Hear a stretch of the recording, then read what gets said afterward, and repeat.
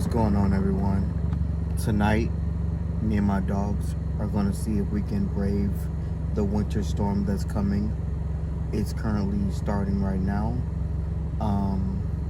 Hopefully, we don't freeze to death because it's apparently supposed to be a -10. Let's hope that we survive, but there's only one way to find out, so join me and figure it out together. We are currently at a park, and this is where we're going to stay for the night. As you can see,